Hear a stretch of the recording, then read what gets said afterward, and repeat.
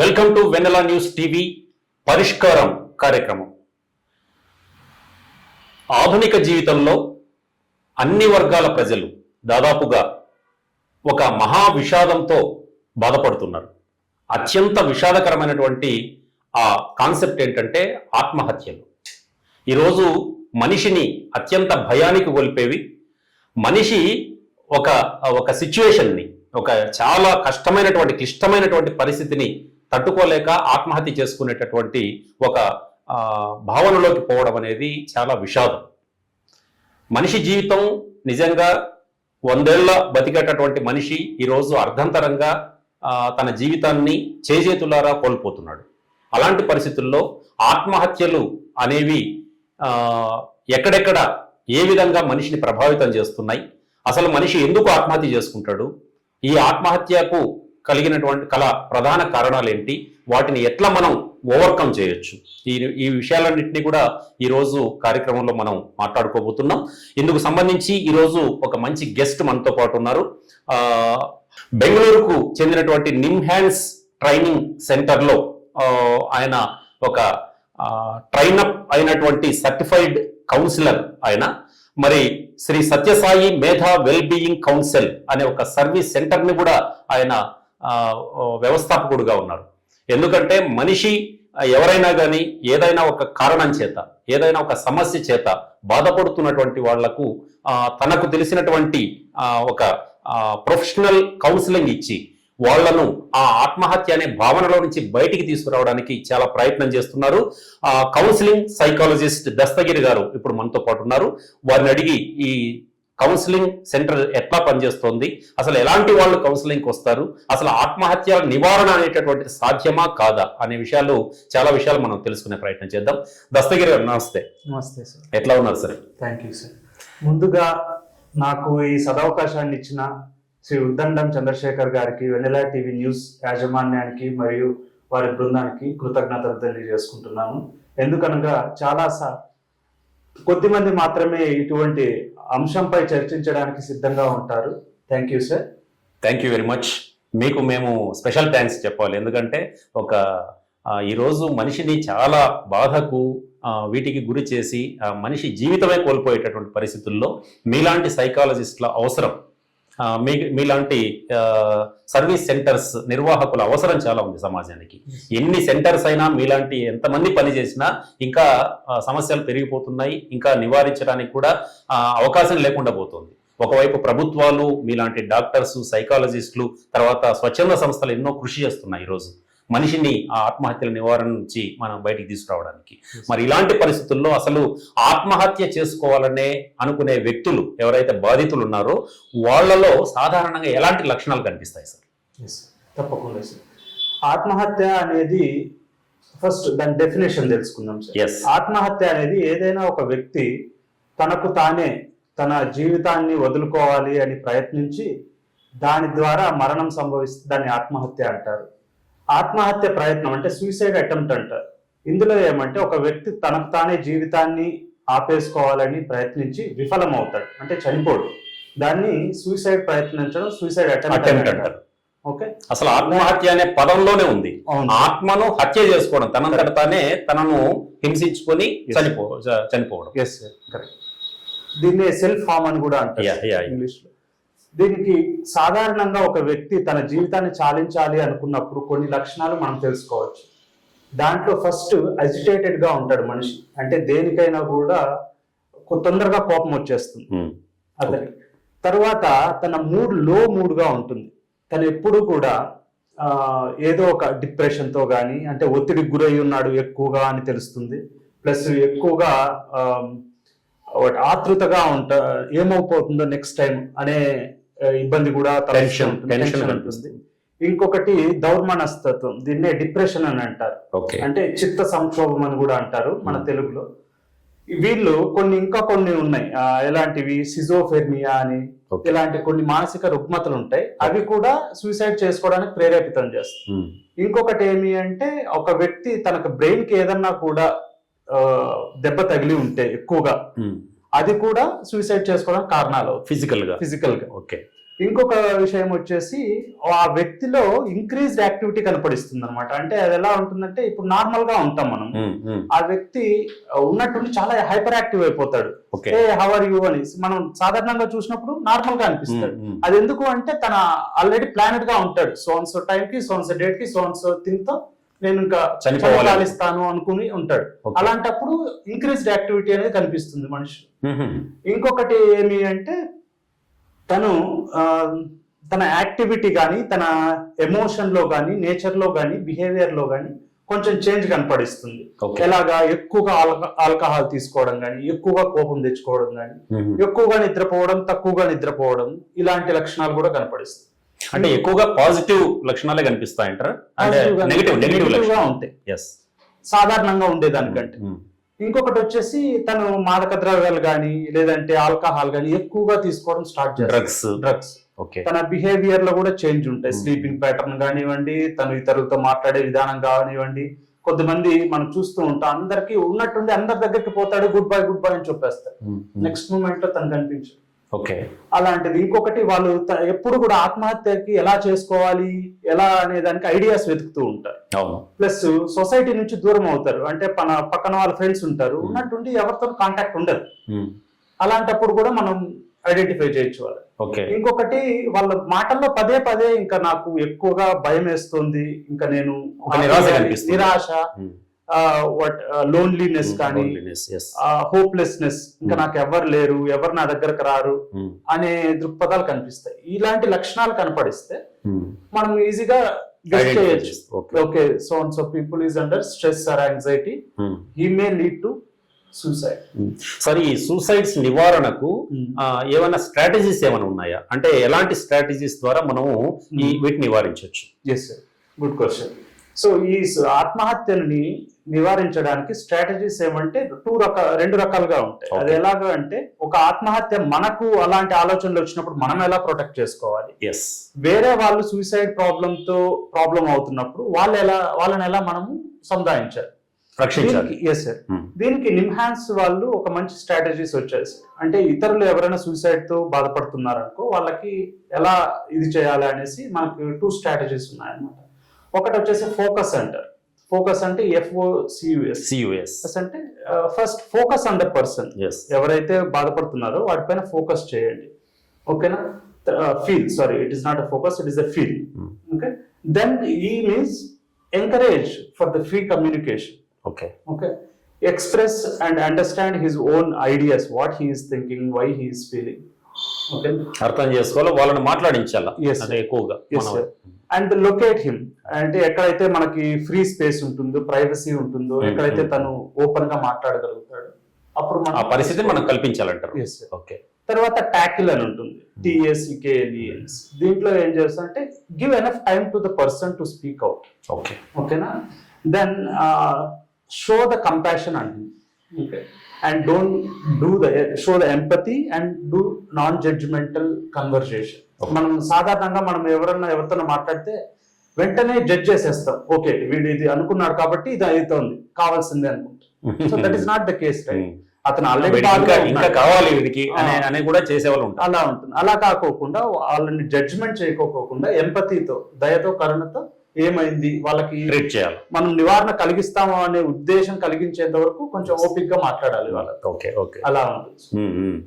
So ఎక్కువగా ఇట్లాంటివే ఉంటాయి. అంటే సొసైటీలో నెగిటివ్ ఫీలింగ్స్ చాలా మంది వాళ్ళపైన ప్రభావం చూపుతాయి. అట్లాంటప్పుడు ఇంకా వాళ్ళకి ఇంకా తొందరగా, అంటే వాళ్ళు అనుకున్న టైం కన్నా కూడా, అంటే ఆల్రెడీ సూసైడ్ చేసుకోవాలని అనుకుంటుంటారు, కానీ వీళ్ళ ట్రీట్మెంట్ వల్ల సమాజం కానీ, కొంతమంది వ్యక్తులు కానీ వాళ్ళకు గాయం చేయడం వల్ల వాళ్ళ మనసుకు ఇంకా ఎక్కువగా తొందరగా వాళ్ళు సొసైటీ నుంచి దూరం పోతారు. ఇంకా ఎవరితో దగ్గరకు పోయినా ఇది వచ్చేసి ఇతరుల్లో ఉన్నప్పుడు. అదే మనలో మనకి ఇప్పుడు నాకు సూసైడ్ అటెంప్ట్ చేసుకోవాలని వచ్చింది, నన్ను నేను ఎలా రక్షించుకోవాలి? సో దానికి first post phone and pause. నీకు థాట్ వచ్చిందా, వెంటనే వస్తూ ఉంటుంది. ఫస్ట్ పోస్ట్ పోన్, దాన్ని ఆపు, దాన్ని వాయిదా వేయి. లేదంటే అప్పుడు నీకు థాట్ వస్తుందా ఆపేసి, అది ఒకటి. తర్వాత డిస్ట్రాక్ట్, అంటే ఆ థాట్ కంటిన్యూస్ గా వస్తుంది. సో ఏం చేయాలి?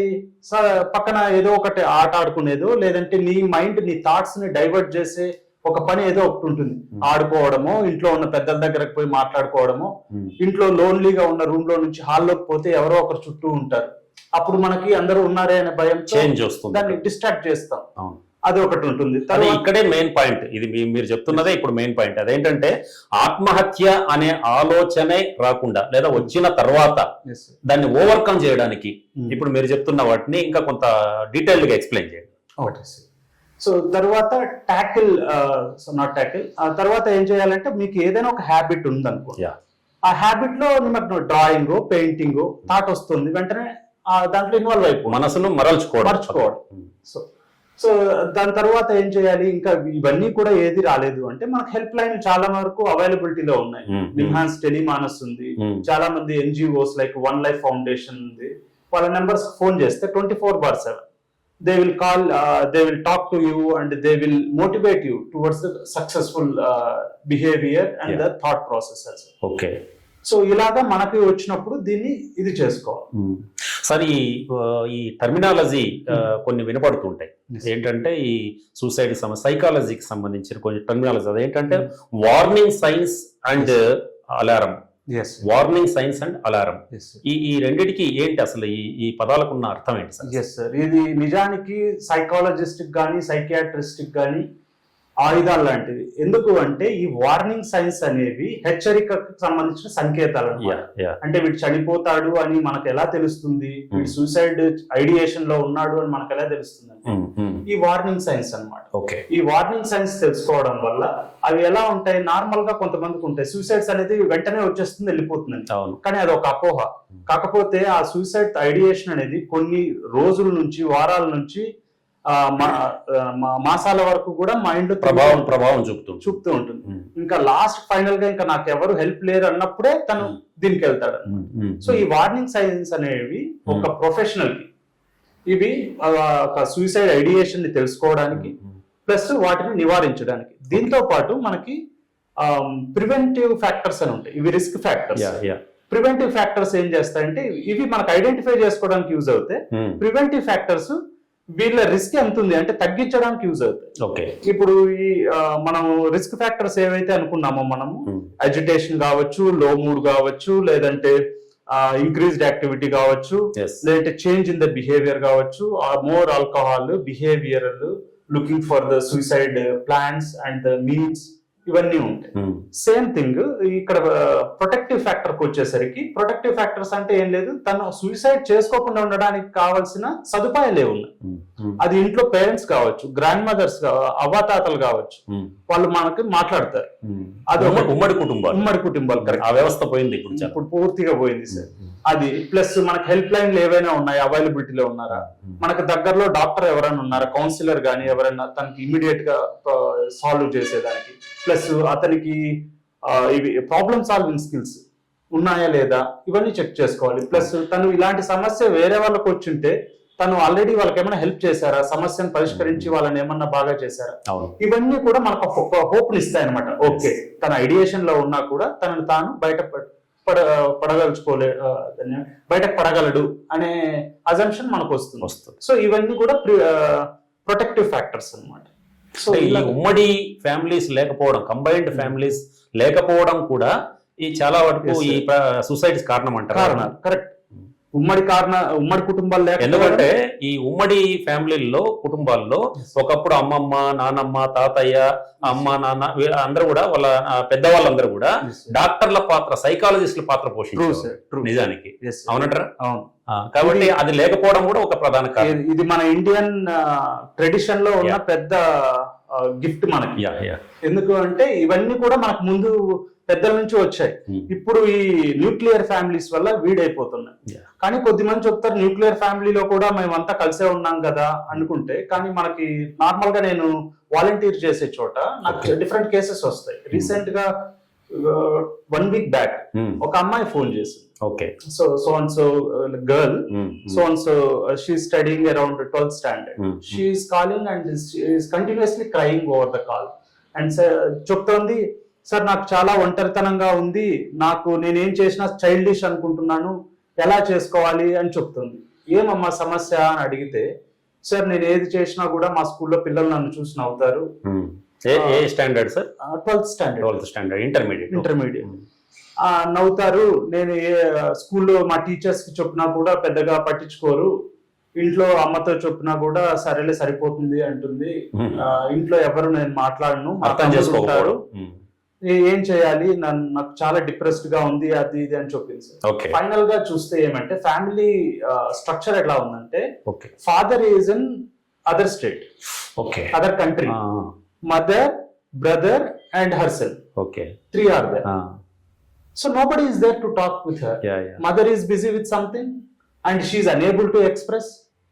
And another thing what she is doing is she is harming herself by cutting herself to overcome that. అది ఏదైతే బాధ అమ్మాయికి వస్తుందో దాని నుంచి బయటపడడానికి కట్ చేసుకుంటుంది. మళ్ళీ అమ్మకు చెప్పలేదా అమ్మ అంటే, లేదు సార్ నేను చెప్పను, నాకు భయము. మళ్ళీ అమ్మ నేను చూడదాని చెయ్యి అంటే, నేను ఏం చూపించాను సార్, కవర్ చేసుకుంటాను. ఇది ఒకటే కాదు, చాలా మంది అమ్మాయిలు అట్లా ఒంటరితనంతో ఉండేవాళ్ళు, ఎక్స్ప్రెస్ చేసే పరిస్థితి లేక వాళ్ళు ఏమంటే, నువ్వు అమ్మాయివి, నువ్వు ఇలాగే ఉండాలి, నువ్వు చేయొద్దు అనేది ఒకటి. పేరెంటింగ్ స్టైల్ వేరే ఉంటుంది, అందరూ ఒకే ఉండరు. అలాగా కొంతమంది అమ్మాయిలు ఇలాగా హార్మ్ చేసుకునేసి వాళ్ళకి ఇదేదో స్కార్ఫ్ అనేసి ఏవో వచ్చాయి, బుర్కా లాగా కనిపించవు. వాళ్ళతో అన్ని డీటెయిల్ గా అడిగి ఓదార్చి చెప్పి వాళ్ళకి ఒక కాన్ఫిడెన్స్ కలిగిస్తే అప్పుడు వాళ్ళు ఓపెన్ అప్ అవుతాయి కదా. పేరెంట్స్ టైం స్పెండ్ చేయట్లేదు పిల్లలతో. అట్లాంటప్పుడు ఇది అంటే ఇన్ఫీరియారిటీ కాంప్లెక్స్ కూడా చాలా ప్రధాన పాత్ర, major role sir, major role. Inferiority complex అనేది అది పేరెంటింగ్ నుంచి కూడా స్టార్ట్ అవుతుంది. ఎందుకంటే పిల్లవాడు పుట్టగానే పేరెంట్స్ ఎవరో ఒకరు కొంచెం రఫ్ గా హ్యాండిల్ చేస్తారు. నువ్వు ఇది చెయ్యి, ఇదే చేయాలి, నువ్వు చేయలేదు, నువ్వు చేతగాని వాడు, నువ్వేం చేయలేవు అన్నప్పుడు ఆ పిల్లాడికి మనసులో అదే స్టిక్ అయిపోతుంది. పెద్దగా నుంచి కూడా కాన్ఫిడెన్స్ లెవెల్స్ లోగానే ఉంటాయి.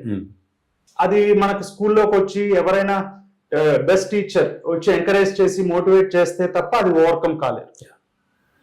Even because of that they are attempting suicide, because they go to office, they can't do much thing and somebody వేరే వాళ్ళు వచ్చేసి నువ్వు సరిగ్గా చేయలేదు వర్క్ అంటారు, నిరాశ వస్తుంది, 2-3 times వార్నింగ్ ఇస్తారు, నేను చేయలేను, ఇంకా నాకు ఇంకా ఏం లేదు. ఇలాంటివన్నీ చిన్నప్పటి నుంచే మనము నారు పోసి పెంచుతున్నట్టు అనిపిస్తుంది ఒక్కోసారి. సార్ తర్వాత ఈ మాక్సిమం ఎలాంటి ఫ్యామిలీస్ లో ఈ సూసైడ్ కేసుల సంఖ్య ఎక్కువగా ఉంటుంది, అసలు వాటి కారణాలు ఏంటి? Good question. So according to మన వరల్డ్ హెల్త్ ఆర్గనైజేషన్ WHO నుంచి వచ్చిన రిపోర్ట్ ప్రకారం స్మాల్ అండ్ మీడియం ఫ్యామిలీస్ ఏవైతే ఉన్నాయో ఎకనామికల్ గా పేద మధ్యతరగతి వీళ్ళలోనే ఎక్కువ ఉంది. వీళ్ళలో కూడా 19 నుంచి 25 సంవత్సరాల యూత్ లో ఈ సూసైడ్ అనేది 4th రీజన్. ఓకే, ఈ పిల్లల్ని ఈ మధ్యతరగతికి ఎందుకు అలా అవుతుంది అంటే సోషియో ఎకనామిక్, ఒకటి స్టిగ్మా, ఆర్థిక కారణాలు, సొసైటీలో ఉన్న స్టిగ్మా అంటారు, ఏవి కలంకం అంటుతుందని, నిషేధం అని చెప్తారు అనమాట మామూలుగా. అది ఎలాగంటే ఈ కుటుంబం వాళ్ళు దీని నుంచి నిషేధం, అంటే ఈ కుటుంబం కాదు ఈ కులం వాళ్ళు సామాజిక బహిష్కరణ లాంటివి. కరెక్ట్, బహిష్కరణ, నిషిద్ధం ఇలాంటివి. ఎందుకు అంటే వాళ్ళు ఎస్పెషల్లీ లో ఇన్కమ్ కంట్రీస్ లో చూసుకుంటే, if you take east Europe ఈ కంట్రీస్ లో ఏమవుతుందంటే, ఎస్పెషల్లీ లిథునియా ఇలాంటి కంట్రీస్ లో వాళ్ళకి ఎకనామికల్ గా కొంచెం తక్కువ ఉంటారు. సో వాళ్ళు ఏం చేస్తారంటే they tend to harm themselves. అదే కొంచెం సారీ లిథునియాలో అదే ఎక్కువగా వచ్చే కంట్రీస్ ఏవైతే ఉన్నాయో దీంట్లో కొన్ని రష్యా ఉంది, తర్వాత సౌత్ కొరియా ఉంది. వీళ్ళల్లో సూసైడ్స్ అనేవి మళ్ళీ ఎక్కువ ఉంటాయి, ఎందుకంటే వాళ్ళకి ఎకనామిక్ గా చాలా తక్కువ. సో ఇలాంటి వాటిలో ఇలా ఉంటది అనమాట. మళ్ళీ మన ఇండియా కంట్రీ మన స్టేట్స్ లోకి వస్తే 100% ఏముంటాయంటే పేదరికము సొసైటీలో మనకి, ఎందుకంటే స్టిగ్మా ఇంకా అలాగే ఉంది, ప్రబలుతోంది. కొన్ని రూరల్ ఏరియాస్ పోతే అది చాలా ఉంది. ప్లస్ కొన్ని వెనుకబడిన అంటే అంటే సమాజానికి దగ్గరగా లేని కుటుంబాలు ఉంటాయి, కొంతమంది అడవుల్లో ఉంటారు, ఆటవిక లాంటి వాటిలో వాళ్ళ మూఢనమ్మకాలు కూడా ఎక్కువ ఉంటాయి. అవును సార్. వాళ్ళని చాలా చిన్న చూపుతో చూడడం, వాళ్ళకి మాకు ఎవరు లేరే, ఏదైనా ఆపద వచ్చినప్పుడు ఇంత టెక్నాలజీ ఉన్నా కూడా ఎవరు ఆదుకోలేరే అన్నప్పుడు వాళ్ళు దే టెండ్ టు సూసైడ్ ఇలాంటివి వస్తాయి. తర్వాత ఇప్పుడు చాలా బాగా డబ్బున్న ఫ్యామిలీస్ లో కూడా ఆత్మహత్యలు పెరిగిపోతుంది. ఏంటి అసలు కారణం? అంటే ఇప్పుడు చాలా మంది మాకు డబ్బు లేదు, మాకు ఫీజు కట్టే వాళ్ళు లేరు, మాకు జబ్బు వస్తే వైద్యం చేయించుకోవడానికి డబ్బు లేదు, లేదా అప్పుల బాధ మాకు ఎక్కువ ఉంది అనే వాళ్ళని చూసాం. కానీ బాగా డబ్బు ఉన్న వాళ్ళు మిలియనియర్స్ కూడా చాలా మంది ఆత్మహత్యలు చేసుకుంటారు. వీటికి కారణం ఏంటి? సార్ దీనిపైన కొంత న్యూస్ రిపోర్టర్స్ రీసెర్చ్ కూడా చేశారు. ఓకే, దీనికి కారణాలు ఏమంటే ఇప్పుడు బాగా డబ్బు ఉంది, బాగా ఫేమస్ అవుతారు వాళ్ళు. ఎప్పుడైతే డబ్బు ఎక్కువ ఉందో లగ్జరీస్ కూడా సాధారణంగా ఎక్కువ అయిపోతాయి. అలాంటప్పుడు ఏమవుతాయి అంటే వాళ్ళ పర్సనల్ రిలేషన్షిప్స్ కానివ్వండి, వాళ్ళ స్ట్రెస్ ఎక్కువ ఉంటుంది. ఎకనామిక్ గా పోయినప్పుడు స్ట్రెస్ ఎక్కువ ఉంటుంది. దానివల్ల వాళ్ళకి ఏమవుతుందంటే మానసిక రుగ్మతలు వస్తాయి, మెంటల్ ఇల్నెసెస్, డిప్రెషన్ కానీ యాంగ్జైటీ కానీ ఇలాంటివి వస్తాయి. ప్లస్ వాళ్ళు లగ్జరీస్ కి ఎప్పుడైతే అలవాటు పడతారో, అంటే ఇలాంటి సెక్షువల్ యాటిట్యూడ్స్ కానివ్వండి, లేదంటే ఇతరులతో మాట్లాడే విధానం కానివ్వండి, వాళ్ళు ఇంపల్సివ్ గా ఉంటారు మోస్ట్లీ. అవును. సో ఇది ఒక రీజన్. సెకండ్ రీజన్ ఏమంటే వాళ్ళకి మానసిక రుగ్మత ఉన్నా కూడా బయటకు చెప్తే నా రెప్యుటేషన్ పోతుంది, నేమ్ అండ్ ఫేమ్ పోతుంది అనేసి వాళ్ళు కౌన్సిలింగ్ పోరు, డాక్టర్స్ అవాయిడ్ చేస్తారు, ఏదో సొంతంగా ఏదో మాత్రలు తీసుకుంటారు, అలా చేస్తారు. ఇంకా కొద్దిమంది ఏం చేస్తారు అంటే నా పక్కన వాళ్ళతో కంపేర్ చేసుకుంటూ ఉంటారు. అంటే వీడికి కొంచెం డబ్బు ఉంది, ఎక్స్ డబ్బు ఉంది, నాకు X+1 ఉంది, కానీ నేనెందుకు పాపులర్ అవ్వలేదు, దీనివల్ల కొన్ని రుగ్మతలు వస్తాయి, ఇన్ఫీరియారిటీ. అదేదో డ్రగ్స్, తెలుగులో ఈ మాదక ద్రవ్యాలు ఇలాంటివి తీసుకుంటారు. ఇలాంటివి బయటపడితే ఇంకా నా ఫేమ్ పూర్తి పోతుంది అనేసి they tend to come. These are all the main reasons. Exactly, మంచి పాయింట్స్ చెప్పారు. తర్వాత సార్ మీరు సైకోథెరపీ ప్రోగ్రామ్స్ నిర్వహిస్తున్నారు. మరి ఇండియన్ కౌన్సిలింగ్ సర్వీసెస్ ఎట్లా ఉంటాయి అసలు? వీటి గురించి డీటెయిల్ గా చెప్పండి, చాలా మందికి అవసరం. Sure sir. ఈ సైకోథెరపీ అనేది ఏం లేదు, చాలా మంది సైకో అంటున్నట్లే ఏదో మెంటల్ అనుకుంటారు, అలా ఏం భయపడద్దండి. సైకోథెరపీ అంటే it is just a talk therapy. అంటే మాట్లాడడం ద్వారా నయం చేసే థెరపీ. సో నా ఎంఎస్సి క్లినికల్ సైకాలజీ జైన్ యూనివర్సిటీలో అయిన తర్వాత నేను ప్రాక్టికల్ ఎక్స్పీరియన్స్ కోసము ఢిల్లీలో ఉన్న ఇండియన్ కౌన్సిలింగ్ సర్వీసెస్, అంటే it will provide the mental health services అన్నమాట. అక్కడ క్లినికల్ సైకాలజిస్ట్ మాకు ట్రైన్ అప్ చేస్తారు 3 months. చేసిన తర్వాత మాకు సర్టిఫికేట్ ఇస్తారు. సో ఇందులో మోస్ట్లీ ఏముంటాయంటే సిబిటి ఉంటాయి. సిబిటి అంటే కాగ్నిటివ్ బిహేవియరల్ థెరపీ. అంటే కాగ్నిటివ్ అంటే యువర్ థాట్స్ అండ్ బిహేవియర్. మన థాట్స్ మన ప్రవర్తనని చాలా వరకు ఇన్ఫ్లుయెన్స్ చేస్తాయి డెఫినెట్గా. ఓకే. సో ఇలాంటి దీంట్లో కాగ్నిటివ్ డిస్టార్షన్స్ అని ఉంటాయి. అంటే సాధారణంగా మన మైండ్ మనకి తప్పుదారులు చూపెడుతూ ఉంటుంది because of certain reasons. So దాన్ని ఐడెంటిఫై చేసి తనని ఎలా మంచిగా చేయాలనేది సిబిటి చెప్తుంది. ఎక్స్పోజర్ థెరపీ ఉంటుంది. ఎక్స్పోజర్ థెరపీ అంటే మీకు ట్రెడిషనల్ గా చెప్పాలంటే శివుడు మెడలో పాము, that is exposure therapy. Okay. ఇప్పుడు ఏదన్నా ఒక పామును ఏదో దూరం నుంచి చూస్తే కరుస్తుంది అనుకోండి, భయం వేస్తుంది. అవును. ఈ ఎక్స్పోజర్ థెరపీ ఏమంటే అంటే నీకు ఏదైతే భయం ఉంటుందో, అంటే ఈ నిపుణుల పర్యవేక్షణలో ఈ క్లయింట్ ని దగ్గరకు తీసుకొని పోతారు. సో దీన్ని ఎలా చెప్తారంటే పెద్దవాళ్ళు, ఎప్పుడైనా నీకు భయం వేస్తే దాని దగ్గరుండి చూడు, నీకు భయం పోతుంది. అంటే శివుడు మెల్లో పాము ఉంది కాబట్టి అది దగ్గరుండి చూస్తుంది కాబట్టి అది దేవుణ్ణి ఏం చేయలేదు, నిన్నేం చేస్తుంది, సమస్యను దగ్గర నుంచి చూడు, దూరం నుంచి చూసి భయపడ. Positive thinking. So this is sort of exposure. Excellent. ఇంకొకటి కొన్ని కొలాబరేటివ్ ప్లాన్స్ చెప్తారు. అంటే ఒక వ్యక్తి చాలా క్రిటికల్ గా ఉన్నప్పుడు how to use the person and the care taker and the care provider, వీళ్ళని ఎలా సమ్మిళితం చేసి అతనికి కేర్ ప్రొవైడ్ చేయాలనేసి. ప్లస్ ఒక వ్యక్తి సక్సెస్ కావడానికి ఏదైతే ప్లాన్స్ ఉంటాయో, అంటే అతనికి పర్సన్ సెంటర్డ్ అప్రోచ్ అంటారు.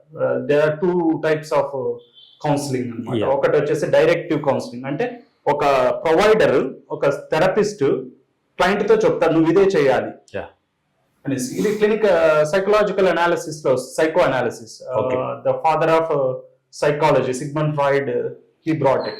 So later it changed to person centered approach అన్నమాట. క్లయింట్ కి ఏదైతే కన్వీనియంట్ ఉంటుందో దాన్నే మనం వాళ్ళకి చెప్పాలా అనేది. ఓకే. సో అలాగా మనం పర్సన్ సెంటర్డ్ అప్రోచ్ ఇప్పుడు మోస్ట్ పాపులర్, ఇప్పుడు ప్రెసెంట్ నడుస్తోంది బాగా. తర్వాత ఈ మిత్స్ అండ్ ఫ్యాక్ట్స్, అపోహలు వాస్తవాలు, ఈ రెండిటికి చాలా తేడా ఉంది. బట్ చాలా మందికి తెలియకపోవచ్చు. అంటే చాలా మంది చదువుకున్న వాళ్ళు కూడా మూఢనమ్మకాల బారిన పడి ప్రాణాలు కోల్పోతున్న సందర్భాలు కూడా ఉన్నాయి. ఈ రెండిటికి అసలు ఎలాంటి తేడా ఉంది సార్? ఒక అపోహ ఏమి అంటే, ఫస్ట్ మనం సూసైడ్ ఆత్మహత్య గురించి మాట్లాడితే అతడు ఆత్మహత్య చేసుకోవడానికి ఇంకా ఎక్కువ ప్రేరేపితం అవుతాడు అనేది ఒక అపోహ. మనం ఎవరైనా మా కౌన్సిలింగ్ బిగినింగ్ లో చెప్పేటప్పుడు కూడా ఇలాగే చెప్పారనమాట. మీరు ఒక వ్యక్తి సూసైడ్ గురించి మాట్లాడినప్పుడు మీరు చెప్పొద్దండి, లేదంటే మీరు తనకు హింట్ ఇచ్చినట్టు అనుకుంటారు. కాకపోతే అది అపోహ అనమాట. మీరు ఎప్పుడైతే ఆ మనిషిని ఒక అడిగే విధానంలో అడిగి ఇన్ఫర్మేషన్ రాబడితే తనకున్న ఇబ్బందుల నుంచి కొంచెం రిలీవ్ అవుతాడు. దాని ద్వారా తనకు ఒక హోప్ వస్తుంది అనమాట. ఓకే, నా గురించి వినడానికి, నా గురించి తెలుసుకోవడానికి కొంతమంది ఉన్నారు అనే హోప్ తో తనకు కొంచెం రెడ్యూస్ అవుతారు. ఓకే. అది ఒక ఎగ్జాంపుల్ చెప్పాలంటే సార్, నేను టెలికాల్ లో ఇది వాలంటీర్ చేసేటప్పుడు ఒక అమ్మాయి psychology student, she in third year, I think so, second year MSc. Okay. She went on the 4th floor or 5th floor and she called in the night around 8 o'clock. I used to volunteer from 6 to 9. మీకు call చేశారు? మాకు one life foundation లో నుంచి call వస్తుంది. Okay. చెప్తే ఏడుస్తూనే ఉంది. ఏమా అని చెప్తే వాళ్ళు ఎవరైతే కాల్ చేస్తారో తొందరగా ఓపెన్ అప్ అవ్వాలి, మనమే వాళ్ళకి చెప్పాలి. ఏమి అంటే ఆ అమ్మాయి సైకాలజీ స్టూడెంట్ ఎప్పుడైతే ఈ ఆత్మహత్యలు, మెంటల్ హెల్త్ గురించి చదువుతూ ఉంటే ఆ అమ్మాయికి బాధ వేస్తుందట. నాకు ఇలా అవుతుందేమో భయం. ఇది డిఫరెంట్ కేసు కదా? Different case. సైకాలజిస్టులు మామూలుగా వేరే వాళ్ళని ఆ బాధ నుంచి బయటపడారు, కానీ వీళ్ళే ఫీల్ అయిపోయి సూసైడ్ అటెంప్ట్ చేయడం అని చాలా. ఆ అమ్మాయికి కొంచెం ప్రాబ్లమ్ సాల్వింగ్ స్కిల్స్ తక్కువ ఉన్నాయి. ఓకే. ఓకే. ఈ అమ్మాయి వీటిని ఇన్పర్సన్ సెన్సిటివ్, కరెక్ట్. అది చదివినప్పుడల్లా తనకు తాను అనుభవించుకుంటుంది, ఓ నాకు ఇలా అవుతుందేమో అన్నట్టు. ఓకే. ఓకే. ఆ అమ్మాయి పైకి పోయింది, I want to end of my life sir అంటుంది. అయ్యో. So it was very critical sir. So I told her, you are the person who will treat the people. So నువ్వు లేకపోతే వేరే వాళ్ళకి కాదు, కాబట్టి నువ్వు ఫస్ట్ స్టాండర్డ్ గా ఉండాలి, తర్వాత నువ్వు ఇది చేయాలి. ఒకవేళ నీకు సబ్జెక్ట్ ఇష్టం లేదా వేరే కోర్స్ చేసుకో, అంతే. So without you there will not be thousands of life. If you are strong now, you will save many people. So I have motivated her in such a way that she will feel proud about her profession. So thank God, by God's grace, from His grace, she said, okay sir, thank you, I'm going to. Very good. That was a very, so meer save cheyagalinaru. Yes sir, that was a very thing. So in this case you have to talk about them, something about them, so that you can motivate them. ఇప్పుడు అమ్మాయి touch లో ఉన్నారా మీకు? వాళ్ళు అలా అది NGO corporation, we should not get the calls directly. They have their own office calls, they call. If there is anything, they call them and they tell about the goodness. Definite గా అమ్మాయి మళ్ళీ అక్కడ నుంచి బయటపడి తర్వాత చాలా మందికి guide చేసి ఉంటుంది నాకు తెలిసి. సో అలాగా కొద్దిమంది మళ్ళీ మా ఆఫీస్ కు ఫోన్ చేసి చెప్తూ ఉంటారు అనమాట, we got saved from this. So last week we had one meeting with my office colleagues. Okay. They were saying, oh, so many appreciations. So that it's not appreciations, it's a saving. అంతే కదా? Yes. ఇప్పుడు డాక్టర్లైనా, physical doctors అయినా, సైకియాట్రిస్టులు అయినా ఎవరైనా కానీ చేయగలిగిందే గొప్ప పని ఏంటంటే ప్రాణాలు రక్షించారు. వీళ్ళు ఫిజికల్ గా రక్షిస్తే మీలాంటి వాళ్ళు సైకలాజికల్ గా వాళ్ళ భావనను మార్చేసి ఆత్మహత్య నుంచి బయటపడే ప్రయత్నం.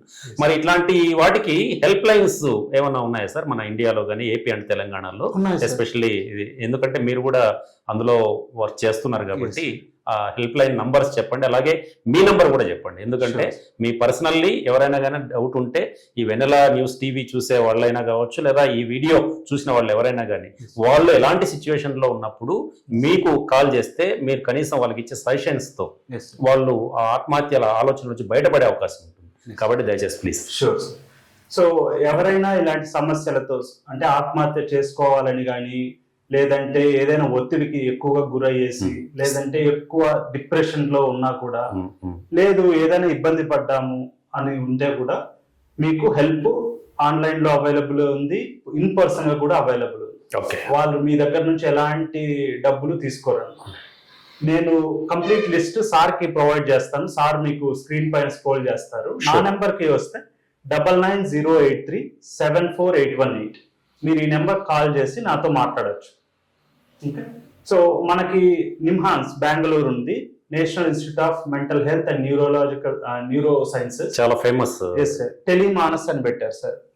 అది మార్నింగ్ నుంచి ఈవినింగ్ దాకే ఉంటుంది, నైట్ టైం లేదు. ఓకే, ఇంకొక నెంబర్ ఉంటుంది, వన్ లైఫ్ ఫౌండేషన్ అని హైదరాబాద్ వాళ్ళు స్టార్ట్ చేశారు. ఓకే, ఆ నెంబర్ కూడా సార్ షేర్ చేస్తాను.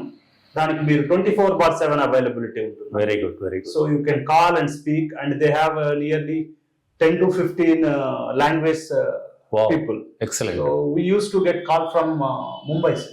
Oh, super. Especially the businessmen people will call. They will call, I want to end up. What is the reason? I invested in my business and my brother is taking care of it. My wife left me. Wow. And I don't know what to do. So we have to motivate them in such a way that the problems are not constant. Yes, yes. So that way we will encourage them. Chala great service. Yes, sir. But they are overcoming it, sir. Okay. That is the great instinct in them. Yeah, yeah, yeah. They want to survive from that problem. So that is how we help them. Okay sir, ఇండియాలో ఏ ఏ రాష్ట్రాల్లో ఎక్కువగా ఈ suicides cases మామూలుగా బయట కనిపిస్తున్నాయి? ఎట్లా ఉంటుంది అసలు, ఆ రేటింగ్ ఎట్లా ఉంటుంది? Sure sir. సో మనకి సూసైడ్స్ గురించి మన దేశంలో ఒక సంస్థ మనకి తెలియపరుస్తూ ఉంటుంది అనమాట. అది రిపోర్ట్ విధంగా తెలియపరుస్తూ ఉంటుంది. అది ఏమి అంటే accidental deaths and suicides report 2022. ఇది మనకి నేషనల్ క్రైమ్ రికార్డ్స్ బ్యూరో అనేది, NCRB అనేది బయట పెడుతూ ఉంటుంది అన్నమాట. సో ఈ లెక్కల ప్రకారం మనకి 2 విధాలుగా లెక్కలు ఉంటాయి. అంటే మన ప్రతి రాష్ట్రంలో జరిగే ఆత్మహత్యల షేరింగ్ అన్నమాట. అంటే ఇందులో ఎన్ని జరిగినాయి, అందులో ఎన్ని జరిగినాయి, ఇందులో ఎన్ని జరిగినాయి, ఇది ఒక గణాంకము. మోస్ట్ పాపులర్ అంటే వరల్డ్ వైడ్ ట్రీట్ చేసేది ఏమంటే 1,00,000 మందిలో ఎన్ని ఆత్మహత్యలు జరుగుతున్నాయి. ఓకే, ఇది వరల్డ్ వైడ్ గా తీసుకున్న లెక్కలు అన్నమాట. మనం 2 కూడా డిస్కస్ చేస్తాం. షూర్, తప్పకుండా. దీన్ని ఏమంటారంటే ఇండెక్స్ అంటారు అన్నమాట, రేట్ ఆఫ్ సూసైడ్స్ ఇండెక్స్ అని. So if you take suicides in India 2021లో 1,64,033 ఆత్మహత్యలు జరిగినాయి. ఇది NCRB రిపోర్ట్ ప్రకారం. అదే 2022కి వచ్చేసరికి 1,70,924 ఆత్మహత్యలు జరిగింది ఇండియాలో. సో అంటే అది ఇంక్రీజ్ అయింది. మనం 2018 నుంచి తీసుకుంటే 10 ఉండేది, మళ్ళీ 10.4 అయింది, తర్వాత 11 అయింది, తర్వాత 11.5 అయింది, తర్వాత 12కి వచ్చేసి ఇప్పుడు 12.4 అయింది. సో అంటే ఇది ఇన్సెసెంట్ గా ఇంక్రీజ్ అవుతూ ఉంది అనమాట. అంటే కాలక్రమేణా పెరుగుతూ వస్తుంది. దీని ద్వారా ఏం చేసిందంటే మన ఇండియన్ గవర్నమెంట్ దీనికి ఇనిషియేటివ్ తీసుకొని నేషనల్ సూసైడ్ ప్రివెన్షన్ స్ట్రాటజీ అనే దాన్ని బయటపెట్టింది. ఓకే, దీని ముఖ్య ఉద్దేశం ఏమంటే, ఇది మనకి World Health Organization suicide strategy అనేది ఒకటి ఉంది. దాన్ని అడాప్ట్ చేసుకుంటూ మన వాళ్ళు ఏం చేశారంటే, దీని ముఖ్య ఉద్దేశం ఏమంటే ఫస్ట్ 3 నెలల్లో ఈ సూసైడ్ గురించి పర్యవేక్షణని ఏర్పాటు చేయాలనేసి, మళ్ళీ నెక్స్ట్ 5 years లో ఏం చేయాలి అంటే ఎక్కడైతే సూసైడ్స్ జరుగుతూ ఉన్నాయో అక్కడంతా కూడా మనకి రీసోర్స్ అంటే వ్యక్తులని అక్కడ వ్యవస్థీకృతం చేయాలి. అంటే ఎలాగా మనకి డిస్ట్రిక్ట్ మెంటల్ హెల్త్ ప్రోగ్రామ్ అని పెట్టారు. దీని ముఖ్య ఉద్దేశం ఏమంటే ప్రతి జిల్లాలోనూ సైకియాట్రీ అవుట్ పేషెంట్ డిపార్ట్మెంట్ అనేది ఎస్టాబ్లిష్ చేయాలి. దాని ద్వారా వాళ్ళు ఆశా వర్కర్ ని ప్రమోట్ చేసి వాళ్ళు గ్రామస్తులకు దగ్గరగా అయ్యేటట్టు చేస్తారు, గ్రౌండ్ లెవెల్ తీసుకు. ఇంకొకటి 8-year ప్లాన్ ఏమి అంటే ఈ మానసిక రుగ్మతల గురించి మన పిల్లలు చదువుకునే పాఠాల్లో, అది ఇంటర్మీడియట్ కావచ్చు, 10th క్లాస్ కావచ్చు, వీళ్ళకి ఇంట్రడ్యూస్ చేయడం. కాబట్టి వాళ్ళకి ఒక మంచి అవగాహన ఉంటుంది, సమస్యలు వచ్చినప్పుడు వాళ్ళు తీర్చుకునేలా ఉంటుంది అనేసి. ఓకే, ప్లస్ మనకు ముఖ్యమైనది ఏమంటే ఈ సూసైడ్ కారకాలు ఏవైతే ఉంటాయో, అంటే పెస్టిసైడ్ కానివ్వండి, హ్యాంగింగ్ రోప్స్ కానివ్వండి, గన్స్ కానివ్వండి, మనకి ప్రపంచంలో లిస్ట్ లో చూస్తే ఫస్ట్ అనేది సూసైడ్ పెస్టిసైడ్ కన్సంప్షన్ అనమాట, అంటే పాయిజన్ తాగేది. సెకండ్ వచ్చేసి హ్యాంగింగ్, థర్డ్ వచ్చేసి గన్స్ తో కాల్చుకునేది వరల్డ్ వైడ్. మన ఇండియాలోకి వచ్చేసరికి ఫస్ట్ వచ్చేసి హ్యాంగింగ్, సెకండ్ వచ్చేసి పెస్టిసైడ్స్. ఓకే, అలా ఆర్డర్ ఉందన్నమాట. సో ఈ వీటిని నిర్మూలించాలి, కంట్రోల్లో పెట్టాలనేది మన గవర్నమెంట్ ఆఫ్ ఇండియా ముఖ్య ఉద్దేశం. దీన్ని ఎవరు చేస్తారు అంటే government department of health and family welfare, government of India అన్నమాట, yes, ministry of health and family welfare okay, ఇలా చేస్తుంది. మనకి స్టేట్ వైజ్ వచ్చామనుకోండి, ఇప్పుడు మనకి ప్రాబ్లం వైజ్ విక్టిమ్స్ చూద్దాం. ఎలాగా ఏ ప్రాబ్లమ్ తో ఎంతమంది చనిపోతున్నారు. ఫస్ట్ ఫ్యామిలీ ప్రాబ్లమ్స్ అంటే హస్బెండ్ వైఫ్ ప్రాబ్లమ్స్ కాకోకుండా ఓన్లీ ఫ్యామిలీ ప్రాబ్లమ్స్ తీసుకుంటే 31.7% మెంబర్స్ చనిపోయారు 2022లో. అదే విధంగా మ్యారేజ్ రిలేటెడ్ వచ్చేసరికి ఓన్లీ మ్యారేజ్ 4.8% మెంబర్స్ చనిపోయారు 2022 రిపోర్ట్స్ ప్రకారం. అలాగే ఏదో ఒకటి ఫిజికల్ గా ఏదో ఒక హెల్త్ ప్రాబ్లం వచ్చు, లేదంటే అంటే తగ్గని జబ్బు, క్యాన్సర్ క్యూర్ లేని ఇలాంటివి వచ్చి చనిపోయిన వాళ్ళు వచ్చేసి 18.4%. అదే దీంట్లో ఆడ మగ రేషియో తీసుకుంటే మగవాళ్ళు ఆడవాళ్ళ కంటే 2 రెట్లు సూసైడ్ చేసుకుంటారు. సో మీరు చూస్తే అబ్బాయిలు మగవారు పురుషులు 71.8% అయితే అమ్మాయిలు వచ్చేసి 28.2%. చాలా తేడా ఉంది అసలు, 2 రెట్లు ఎక్కువ అబ్బాయిలు. సో అదే దీనికి కారణాలు ఏమైనా ఉన్నాయా మరి? దీనికి కారణాలు రెస్పాన్సిబిలిటీస్. వాళ్ళకున్న ఇప్పుడు ఈ సైకలాజికల్ ప్రాబ్లమ్స్ కి మెయిన్ గా పర్సనల్ ఇష్యూస్ ఉంటాయి సార్, తర్వాత సొసైటల్ ఇష్యూస్ ఉంటాయి, తర్వాత ఎకనామికల్ ఉంటాయి, తర్వాత సొసైటీ పరంగా వచ్చే స్ట్రెస్సెస్ కూడా, ఎక్స్టర్నల్ ఇంటర్నల్ ఇఫ్ యూ కలిపి మగవాళ్ళు ఎక్కువ ఆత్మహత్యలకు కారణం అవుతుంది. Because men are more prone to the society. Okay, yeah. So mostly now women is developing their stance in the society. Yes. But majority of the men are outside of the house. Yeah. Okay. అలాగే literacy wise victim అంటే చదువుకున్న వాళ్ళు, చదువు రాని వాళ్ళలో తీసుకుంటే illiterate అంటే చదువు ఏమి రాని వాళ్ళు వచ్చేసి 11.5% మెంబర్స్ చనిపోతారు. ఓకే.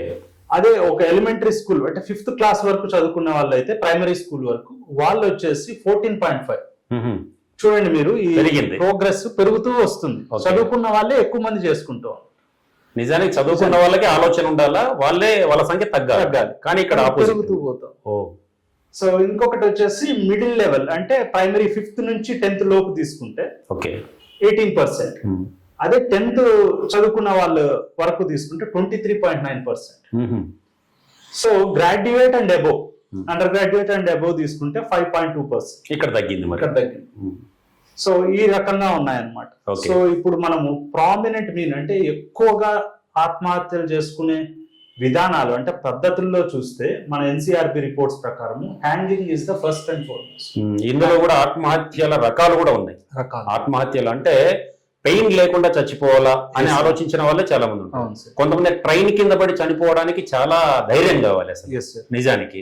అలాంటివి ఇవన్నీ కూడా అంటే ఈ పద్ధతుల్లో కూడా ఎన్ని రకాల పద్ధతులు ఉన్నాయి అది కూడా ఎక్స్ప్లెయిన్ చేయండి. Sure sir.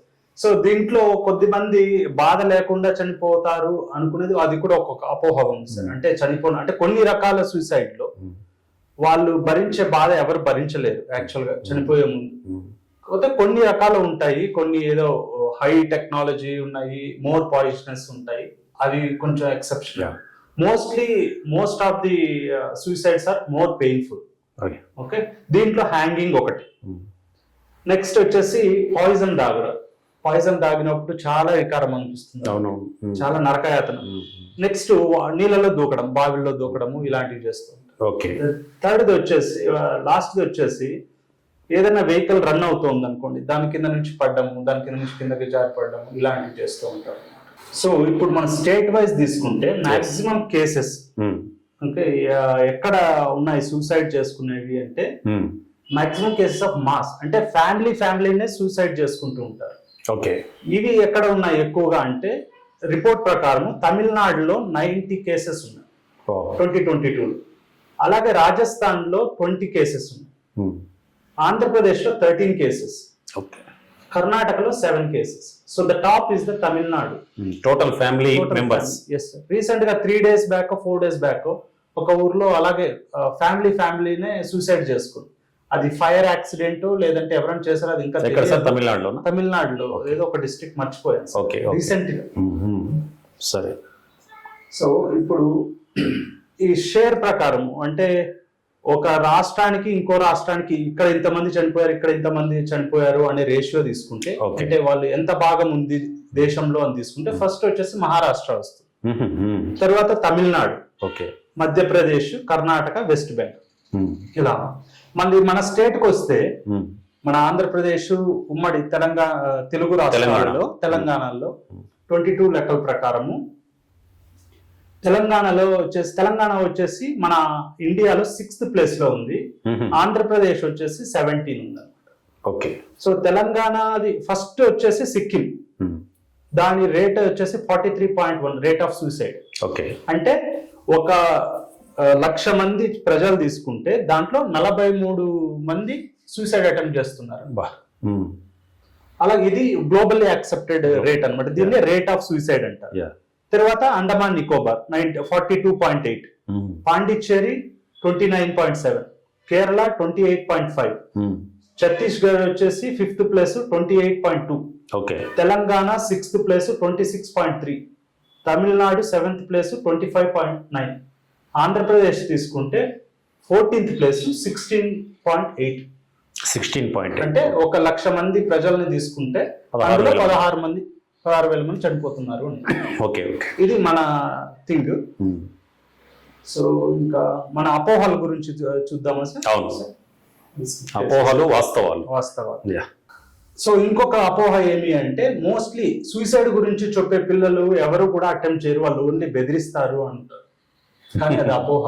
అవునా? ఓకే. మోస్ట్లీ ఆ పిల్లలు చెప్తున్నారు అంటే వాళ్ళకి ఇంకా ఎలాంటి దారి లేక, ఇంకా చెప్తే అన్నా తెలుసుకుంటారేమో అనే ఉద్దేశంతో చెప్తారు తప్ప అదేదో ఫ్యామిలీని బెదిరించడానికని మీరు అనుకోవద్దండి. ప్రతి warning sign equally important. Okay, correct చెప్పారు. ఓకే. ఇంకొకటి, కొంతమంది పిల్లలు ఏం చేస్తారు అంటే, పిల్లలు కానీ పెద్దలు కానీ ఒక నోట్ ఇస్తారు, నేను ఈ నోట్ ఇస్తున్నాను నువ్వు ఓపెన్ చేయొద్దు అంటారు. ఓకే. ఏదో ఒక లెటర్ రహస్యం ఉంది నువ్వు ఓపెన్ చేయొద్దు అంటారు. ఇంకా మన కౌన్సిలర్స్ కానీ మన దగ్గరకు వచ్చినప్పుడు అలాగే చెప్తారు అనుకోండి, లేదంటే వాళ్ళ ఫ్యామిలీ మెంబర్స్ తో చెప్తారు అనుకోండి, ఓ మాట ఇచ్చాం కదా ఓపెన్ చేయకూడదు. మనకి ఆ సిచ్యువేషన్ బట్టి మనం యాక్ట్ చేయాలి. మనం ఎప్పుడు ఆనెస్ట్ గానే ఉండలేం కదా. ఇప్పుడు అది ప్రాణం కంటే నీ ఆనెస్టీ ముఖ్యమా? కాదు కదా. ఒక్కోసారి ఆ పిల్లల ప్రవర్తనను బట్టి, వాళ్ళకున్న ప్రాబ్లమ్స్ ని బట్టి ఆ పిల్లలు అలా చేస్తున్నారు అంటే you should suspect, you immediately open it and read it. Okay, it is not a big sin, it is actually a life saving act. So don't do that. Whenever some people tells and gives you something, don't open and they take promise, you can break it, no problem, because ultimately you are going to save them. So ఇంకొక అపోహ ఏంటంటే suicides అనేవి ఎటువంటి warning sign లేకోకుండా వస్తాయి, హఠాత్తుగా వస్తాయి అనుకుంటారు. లేదు, ఆ సూసైడ్ అనేది చాలా కాలం నుంచి వాళ్ళని వేధించి ఇంకా పరిష్కారం లేక చేస్తున్న పని. అంతేకాని అదేదో సడన్ గా ఏదో ఒక డ్రీమ్ వచ్చినట్టు వచ్చి అది అలా చేయదు. అదే చాలా మంది చెప్తుండ్రు, క్షణికావేశంలో చేస్తున్నారు అని. ఆ క్షణికావేశం అంటే వెనక నుంచి అది తరుముకుంటూ వచ్చి అప్పుడు ఆవేశం వచ్చి చేసిన పని, కానీ అదేదో అప్పటికప్పుడు వచ్చినది కాదు. ఇప్పుడు మీరు దానికి ఎగ్జాంపుల్ చూడండి, చాలా మంది చాలా వరకు చాలా ప్రాబ్లమ్స్ వస్తాయి. అందరూ సూసైడ్ చేసుకోవాలనుకుంటారు, అందరు చనిపోరు, ఎక్కడ చేయరు కూడా కొంతమంది. ఎందుకు అంటే they have some resistance in them. So అందువల్లనే ఇప్పుడు మామూలుగా సూసైడ్, ఇంకో అపోహ ఏమంటే సూసైడ్ అనేది ప్రివెంట్ చేయలేము, అది అప్పటికప్పుడు వస్తుంది అనుకుంటాం. కానీ అలా కాదు. సూసైడ్ అనేది వాళ్ళ థాట్ ప్రాసెస్ ని వెంబడించి ఒక సమయంలో వస్తున్నప్పుడు అది కొద్ది మంది మాత్రమే దాన్ని కమిట్ చేస్తారు, కొద్ది మంది మాత్రమే దాన్ని నివారించుకోగలుగుతారు. అలాంటప్పుడు ఆ క్షణికావేశంలో ఉన్నప్పుడు వాళ్ళు ఒకరికి ఫోన్ చేయడమో, ఒకరితో మాట్లాడడమో, లేదంటే మనం తెలుసుకొని వాళ్ళని గైడ్ చేయడం వల్ల వాళ్ళు దాని నుంచి బయటపడతారు. So it is preventable, it is not a unpreventable. తర్వాత ఇంకా ఈ ఆల్ టైప్ ఆఫ్ క్రైమ్స్ ఏవైతే ఉన్నాయో వీటన్నిటికీ కారణము మెంటల్ హెల్త్. నిజమే కదా? అవును సార్. ఈ మెంటల్ హెల్త్ కండిషన్ ఎట్లా ఉండాలి అసలు? దీనికి సంబంధించి ఇప్పుడు ఎస్పెషల్లీ ఏపీ అండ్ తెలంగాణలో కూడా ఈ మధ్య కాలంలోనే, ముందు నుంచి జరుగుతున్న ఈ మధ్య కాలంలో మరీ ఎక్కువగా నేరాలు, ఘోరాల సంఖ్య బాగా పెరిగిపోయింది. ఎక్కడో చోట ఖచ్చితంగా ఆత్మహత్య, ఎక్కడో చోట హత్య, ఇంకొకటి ఇలాంటివన్నీ కూడా. మరి ఎందుకు అసలు ఈ మెంటల్ హెల్త్ కండిషన్ ఎట్లా ఉండాలి అసలు? దానికి మీరు ఇచ్చేటువంటి సజెషన్స్ ఏంటి? ఎలాంటి ఉన్మాదానికైనా, ఎలాంటి క్రైమ్ కన్నా ఫస్ట్ వాళ్ళ మెంటల్ స్టేటస్ అనేది major part.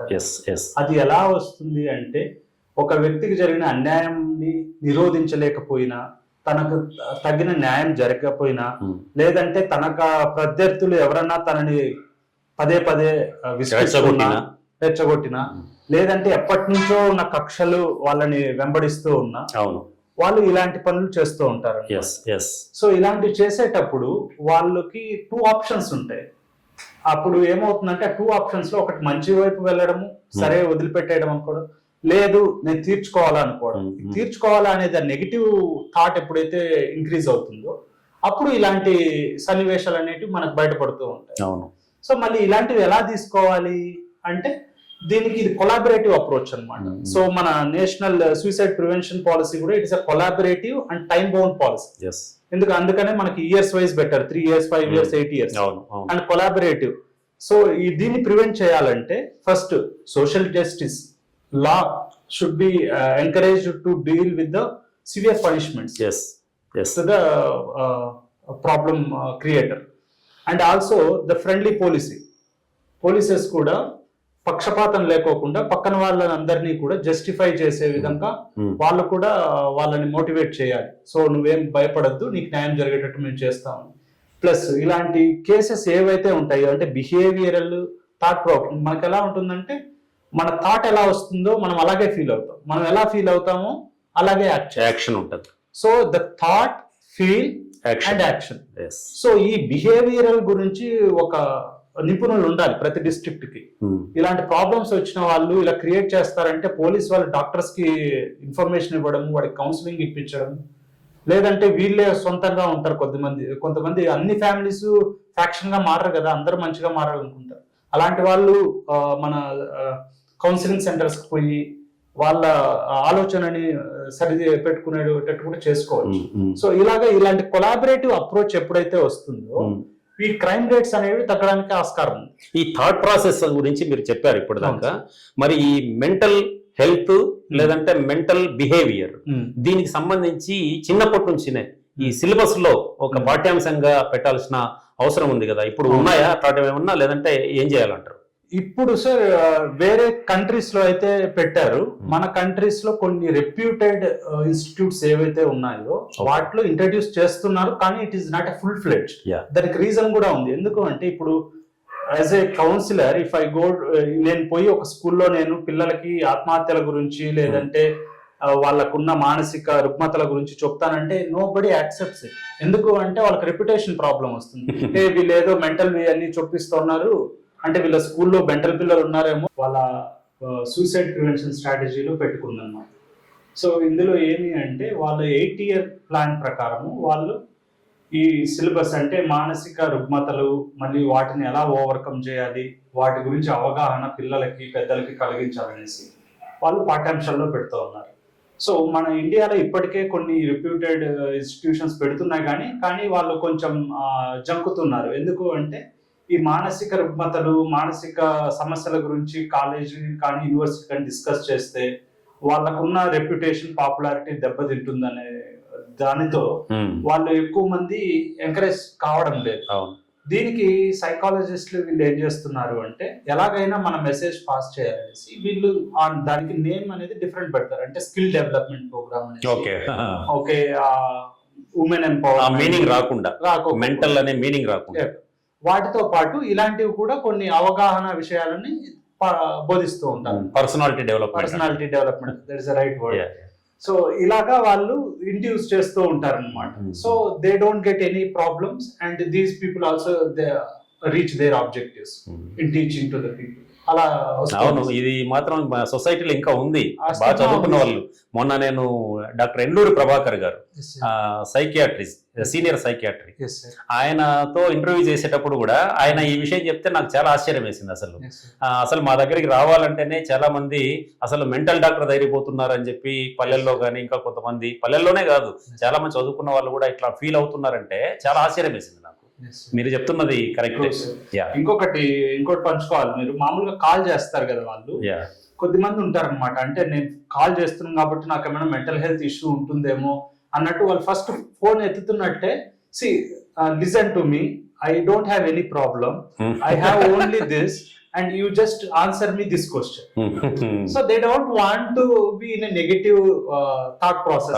Nanni ila anukokudu anesi. But anyhow they are calling us, we are happy.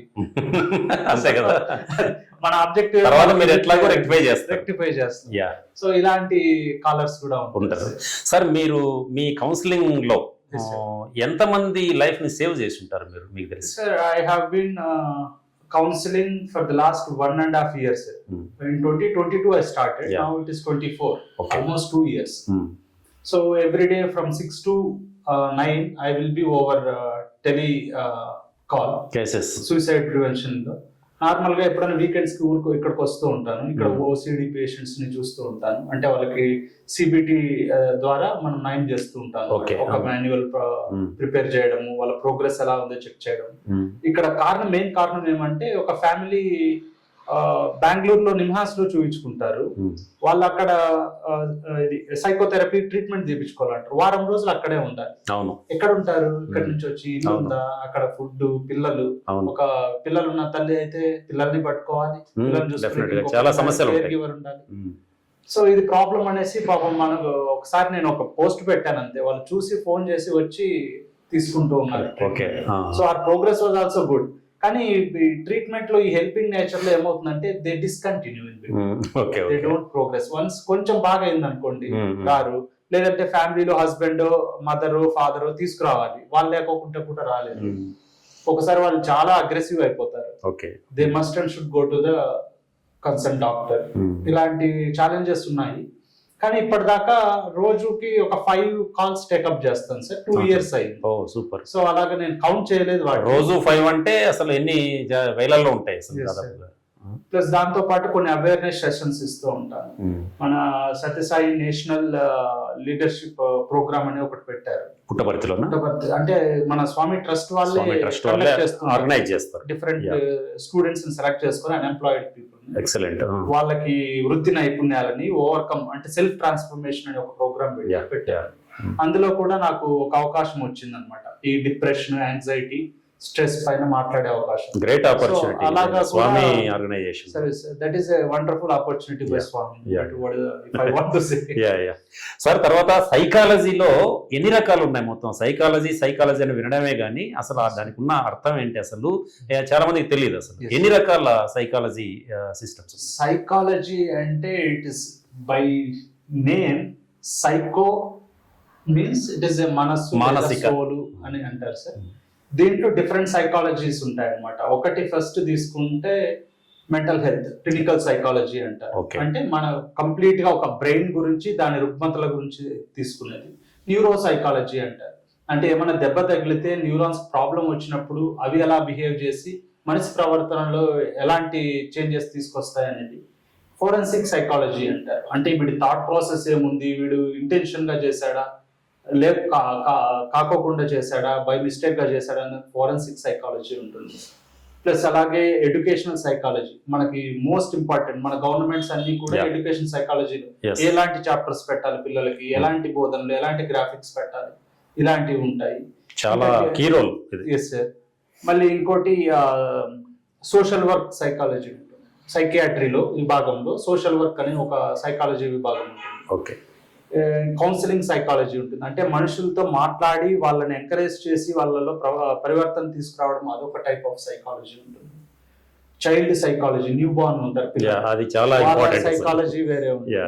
So ఇలాగ డిఫరెంట్ వివిధ రకాల సైకాలజీస్ ఉన్నాయి. పెద్దవాళ్ళు కూడా చిన్న పిల్లలలాగా ఆలోచించి ఇది బిహేవ్ చేస్తుంటారు. అది చైల్డిష్ మెంటాలిటీ. ఓకే. సో ఇట్లాంటి అంటే అన్ని కూడా ఇంపార్టెంటే. అంటే మనిషి మనసుకు సంబంధించిన అంశం ప్రతిదీ కూడా ఏ పని చేసినా కానీ మనసుకు సంబంధించింది లేదా మెదడుకు సంబంధించిన ఇవి కాబట్టి చాలా వరకు అన్ని కూడా ఇంపార్టెంట్. Right sir. తర్వాత ఈ ఆత్మహత్యకు సంబంధించి ఇంతవరకు మనం బాగా మాట్లాడుకున్నాము.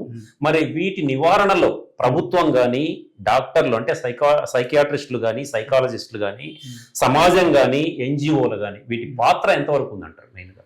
Sure sir. సో మనం ముందుగానే అనుకున్నట్టు ఈ సూసైడ్ ప్రివెన్షన్ అనేది కొలాబరేటివ్ అప్రోచ్. అంటే సామూహికంగా ఒక పని చేసి బయటకు పడేలా చేసే ఒక కార్యక్రమం అన్నమాట. ఇందులో డాక్టర్స్ వంతు ఏముంటుంది అంటే, వాళ్ళు తరచుగా చాలా రకాల పేషెంట్స్ ని చూస్తూ ఉంటారు. దాని ద్వారా వాళ్ళు చాలా రకాల రోగాల గురించి, బిహేవియర్స్ గురించి, పర్సనాలిటీస్ గురించి వాళ్ళకి ఒక అవగాహన వస్తుంది. దాన్ని వాళ్ళు నోట్ డౌన్ చేసుకొని మంత్లీ కానీ క్వార్టర్లీ కానీ గవర్నమెంట్ దృష్టికి తీసుకురావాలి. ఇలాంటి సమస్యలు వస్తున్నాయి, దీనికి కారణాలు ఇవి. ఓకే, వీళ్ళు ఎప్పుడైతే ఇన్పుట్స్ ఇస్తారో అప్పుడు గవర్నమెంట్ వాటిపైన యాక్షన్ తీసుకోవాలి. Yeah. సో ఈ ప్రాబ్లమ్స్ దీని వల్ల వస్తున్నాయి కాబట్టి అది కూడా ఇన్ టైమ్ లో చేయాలి కదా. ఎస్ సార్, ఇన్ టైమ్ లో. ఒకవేళ ఇన్ టైమ్ లో కాకపోయినా ప్రోగ్రెసివ్ గా చేసినా కూడా స్టెప్ బై స్టెప్, అంటే కొన్ని ఇన్ టైమ్ లో చేయకపోతే నష్టం జరిగిపోతుంది. Correct sir. సో దాన్ని ప్రివెంట్ చేయాలంటే మళ్ళీ ఇంకొక స్ట్రాటజీ కావాలి. So prevention is better than cure ఒక్కోసారి. అంతే కదా. ఇంకొకటి వచ్చేసి ఇంకా ఈ సొసైటీలో డాక్టర్స్ పాత్ర, గవర్నమెంట్ పాత్ర, అలాగే NGOs now is the bread and butter for this mental health. So many NGOs because they are the real heroes in overcoming this. Because మనకి ఎంతమంది జనాభా ఉన్నారు అంతమందికి తగ్గట్టుగా మెంటల్ హెల్త్ వాళ్ళు ప్రొఫెషనల్స్ లేరు మనకి. అవును. దానికి ఎన్నో కారణాలు ఉన్నాయి. గవర్నమెంట్ దృష్ట్యా కాలేజెస్ స్కార్సిటీ కావచ్చు, కాలేజెస్ ఫీజు కావచ్చు, లేదంటే ఇంట్రెస్ట్ లేకపోవడం పిల్లల్లో కావచ్చు. ఈ వీళ్ళు ఎన్జిఓస్ ఏం చేస్తున్నారంటే వాళ్ళు కొద్దిమంది డాక్టర్స్, ఇప్పుడు ఆస్క్ అని ఒక ఎన్జిఓ ఉంది, నిమ్హాన్స్ కి అనుబంధ సంస్థ అన్నమాట. వాళ్ళు నిమ్హాన్స్ డాక్టర్స్ ఒక ముగ్గురిని హెల్ప్ తీసుకొని వాళ్ళు కొద్ది మందిని ట్రైన్అప్ చేస్తారు, లే కౌన్సిలర్స్. అంటే ఇది కెపాసిటీ బిల్డింగ్ అప్రోచ్. సో వాళ్ళు ఈ డాక్టర్స్ హెల్ప్ తో వాళ్ళకి కోచింగ్ ఇచ్చి 1 month 2 months వీళ్ళని వీళ్ళ కాల్ సెంటర్ లో కానీ డిఫరెంట్ స్కూల్స్ లో కానీ వేరు చోట్లకు తీసుకొని పోయి ఇలాంటి మెంటల్ హెల్త్ పైన అవేర్నెస్ ఇప్పిస్తారు. ప్రాబ్లమ్స్ లో ఉన్న వాళ్ళని అసెస్ చేసి ప్రాపర్ గా డైరెక్ట్ చేస్తారు. ఈ డాక్టర్ దగ్గరికి వెళ్ళండి, ఇక్కడికి పోయి చూపించుకోండి. So they are the real heroes NGOs when it comes to the matter of mental health. చాలా వరకు చాలా మెంటల్ హెల్త్ సమస్యలు ఎన్జిఓస్ హెల్ప్ తోనే బయటపడుతూ ఉన్నాయి. So they are the more important. Sir, ఇప్పుడు ప్రజెంట్ సొసైటీలో చాలా మంది స్టూడెంట్స్ చదువుల భారంతో చదువులో రాణించలేకపోతున్నాం, ఫెయిల్ అయ్యామని ఆత్మహత్యలు చేసుకుంటారు. చాలా మంది భార్యాభర్తలు ఒకరికొకరు మనసు విప్పి మాట్లాడుకోలేక ఈగోస్ తోటి ఎవరికి వాళ్ళు కొంతమంది సమస్యల వల్ల ప్రాణాలు కోల్పోతున్నారు. ఇంకా కొంతమంది మహిళలు వాళ్ళకున్న ఫిజికల్ ప్రాబ్లమ్స్ కానీ మెంటల్ ప్రాబ్లమ్స్తో కూడా ఒంటరితనంతో ఎస్పెషల్లీ అట్లాంటి వాళ్ళు మహిళలు చనిపోతున్నారు. రైతులు ఆత్మహత్యలు చేసుకుంటున్నారు, అప్పుల భారం ఎక్కువైపోయి పంటలు పండక చాలా మంది చనిపోతున్నారు. అంటే ఈ డిఫరెంట్ టైప్ ఆఫ్ పీపుల్ ఎవరైతే ఉన్నారో వీళ్ళందరికీ కారణాలు వేరువేరుగా ఉండొచ్చు, కానీ ఓవరాల్ గా ఏదైనా కానీ ఒక పరిష్కారం లాంటిది ఉందా దీనికి? Sir, when it comes to suicide కి చూస్తే ప్రతి ఒక్క మనిషి ఒక సపరేట్ ప్రపంచం. So there is no common strategy to deal with all this. Okay, ప్రతి ఒక్క వ్యక్తికి వారికి తగ్గట్టుగా సమస్యకు తగ్గట్టుగా పరిష్కారం ఇస్తేనే జరుగుతుంది. అవును. సో ఇలాంటప్పుడు పిల్లలకి అంటే మనం ప్రివెంటివ్ అప్రోచ్ ఏం చేయొచ్చో తెలుసుకుందాం. స్కూల్లో అయితే స్కూల్లో పిల్లలకి పేరెంట్స్ కి మధ్య మంచి రిలేషన్షిప్ ఉండాలి. అలాగే స్కూల్లో టీచర్స్ కి స్టూడెంట్స్ కి మంచి రిలేషన్షిప్ ఉండాలి. టీచర్ కి పేరెంట్ కి కూడా కమ్యూనికేషన్ ఉండాలి. ఎందుకు అంటే మీ అబ్బాయి ఇలా చేస్తున్నాడు, వీడికి మీ ఇంట్లో ఏమన్నా ప్రాబ్లం ఉందా, వీడు ఉన్నట్టుండి ఏదేదో డిఫరెంట్ గా మాట్లాడుతూ ఉన్నాడు, చావు గురించి మాట్లాడుతున్నాడు, లోన్లీగా ఉంటున్నాడు, ఏమి కారణము, కాన్సంట్రేట్ చేయడం లేదు. సో అప్పుడు పేరెంట్స్ అవేర్ అవుతారు, దానికి తగ్గట్టుగా వీళ్ళు మాడిఫై చేసుకునే అవకాశం ఉంటుంది, ఒక సొల్యూషన్ దొరుకుతుంది. So when it comes to the women is the more she's facing more problems because of many things. పెళ్లి కానప్పుడు చాలా వరకు చిన్నప్పటి నుంచి ఇంట్లో పెంపకము, వాళ్ళు ఒక్కొక్క రకంగా చిన్న చూపు చూడడము, అమ్మాయే కదా అన్నట్టు, ప్లస్ వాళ్ళకి కావాల్సిన చదువులో ప్రోత్సాహం కలిగించకపోవడం. అఫ్ కోర్స్ ఇప్పుడు government of India and government of Andhra Pradesh they are encouraging the girl child. Best sign of Beti Bachao Beti Padhao. Correct sir. So ఇలా అమ్మాయికి మళ్ళీ పెళ్లి అయిన తర్వాత సమస్యలు అత్తవారింట్లో కానీ, లేదంటే హస్బెండ్ రిలేషన్షిప్ కానీ, లేదంటే ఈ extra marital affair between the husband wife and the wife and husband, something kind of thing. And also infertility is a major problem now. So because of this globalization and the chemical spread across every bit of the life, so that is also a big problem. So ఇలాగా అమ్మాయిలకి వీళ్ళకి ఏం చేయాలంటే couple counselling అని కొన్ని వచ్చాయి. అంటే వీళ్ళ ప్రత్యేకంగా మా భార్యాభర్తల సమస్యల గురించే మాట్లాడేది, ఎలా ఫ్యామిలీ కౌన్సిలింగ్ అలాంటివి వచ్చాయి. ప్లస్ హెల్త్ రిలేటెడ్ ఇష్యూస్, అమ్మాయికి ఏదైనా జబ్బు వచ్చింది అనుకో, అమ్మాయి చాలా సెన్సిటివ్, తను ఫ్యామిలీ కోసం సాక్రిఫైస్ చేస్తుంది తప్ప ఇంకా దాని గురించి ప్రయారిటీ ఇవ్వరు. అలాంటప్పుడు వాళ్ళు చాలా వరకు తక్కువగా చూడబడుతున్నారు. ఇంకా పెద్దల విషయాలు అంటే పెద్ద వయసు మళ్ళిన పెద్దవాళ్ళు, వాళ్ళు ఏం చేస్తారు, హోప్లెస్నెస్. ఇప్పుడు ఎంతో శ్రమ పెట్టి పిల్లల్ని పెంచుంటారు, లేదు పిల్లలు వాళ్ళంతా వాళ్ళే అయింటారు, ఇంకా వీళ్ళకి రెక్కలు వచ్చాయి, ఇంకా వీళ్ళు వదిలేసి బాడీ సహకరించేది ఏమైనా పని చేయాలంటే ఏదో ఇంట్లో పక్కన ఉంటారులే అనుకుంటారు. ఒక టైప్ కొంతమంది వదిలేస్తారు. అలాంటప్పుడు వాళ్ళకి ఉన్న సమస్యలు ఏమి, ఏ విధంగా వాళ్ళకి సహాయపడాలి అనేది ఎన్జిఓస్ ఇలాంటి వాళ్ళు చూసుకుంటున్నారు తప్ప యాక్చువల్ గా కూతురు కొడుకు అనే వాళ్ళు దగ్గరకు పోయి వాళ్ళ వాంట్స్ ని తెలుసుకోవడం లేదు. ఎక్కడో దూరంగా ఉంటారు. ఏమన్నా అంటే వాళ్ళు మా మాట పట్టించుకోరు, మేము ఎందుకు వినాలి, మా దగ్గర ఉండరు, వాళ్ళు మాట విన్నంత మాత్రాన పేరెంట్స్ దూరం వదిలేయకూడదు కదా. లేదు కదా, ఆలోచించాలి ఒక్కోసారి పోయి. మానవ సంబంధాలు చాలా కీలకం సార్ అసలు ఈ పాయింట్ మాత్రం నిజంగా అసలు. సో అలాంటి ద్వారా వాళ్ళు ఇంకొక కమ్యూనిటీకి వద్దాం సార్, పిల్లలు అయిపోయారు, పెద్దలు అయిపోయారు, హస్బెండ్ అండ్ వైఫ్ అయిపోయారు. తర్వాత ఈ హిజ్రాలో కూడా హిజ్రా పాయింట్స్, ఎందుకంటే సామాజిక బహిష్కరణకు, సమాజంలో అవమానాలకు గురవుతూనే అంటే అది అనుభవించిన వాళ్ళకే తెలుస్తుంది. ఈ హిజ్రాల్ని చాలా మంది గే అని చెప్పి గేలి చేయడాలు సొసైటీలో, అంటే లింగ వివక్ష చాలా బాగా కొనసాగుతుంది. ఇలాంటి వాళ్ళు కూడా చాలా మంది ఆత్మహత్యలు చేసుకున్న సందర్భాలు మనం చూసాం. మరి ఇలాంటివి ఎట్లా ఉంటాయి, మీ దృష్టికి వచ్చినవి ఏమన్నా అట్లాంటివి ఏమన్నా ఉన్నాయా, వీటిని ఎట్లా చూడవచ్చు? సార్, ఇది హిజ్రా కమ్యూనిటీ అంటే మామూలుగా ఇప్పుడు వరల్డ్ వైడ్ LGBTQ+ అంటారు అనమాట. ఓకే, LGBTQ అంటే లెస్బియన్ అని, G అంటే గే అని, B అంటే బైసెక్షువల్ అని, T అంటే ట్రాన్స్జెండర్ అని, ఓకే, Q అంటే క్వీర్ అంటారు. అంటే వీటన్నిటిలోనూ నేను ఏది కాదు అనుకుంటే క్వీర్ అనుకుంటాను. సో వీళ్ళకి ఎలాంటి పరిస్థితులు అంటే వీళ్ళు సమాజంలో కూడా వాళ్ళు కూడా ఒక పార్టే. ఇది వరకు అంటే కొద్దిమందే ఉండే వాళ్ళు, ఉన్నా కూడా అంత పాపులారిటీ రాలేదు వాళ్ళకి, చాలా తక్కువ చూపుతో చూసేవాళ్ళు. వాళ్ళు ఇప్పుడు సొసైటీలో చాలా మంది వస్తూ ఉన్నారు, రాణిస్తూ ఉన్నారు, పెద్ద పెద్ద పొజిషన్ లో కూడా ఉన్నారు. So that is a good sign. కాకపోతే ఇంకా కొన్ని ఏరియాస్ లో ఎలా ఉన్నాయంటే, ఇప్పుడు స్కూల్స్ కానివ్వండి, ఇప్పుడు పిల్లలు ఎక్కువ మంది అమ్మాయిలు అయిపోతే గర్ల్స్ స్కూల్స్ వచ్చాయి, ఎక్కువ మంది బాయ్స్ ఉంటే బాయ్స్ స్కూల్స్ వస్తాయి. సేమ్ LGBT కమ్యూనిటీ పీపుల్ కూడా ఎక్కువ మంది ఉన్నారు.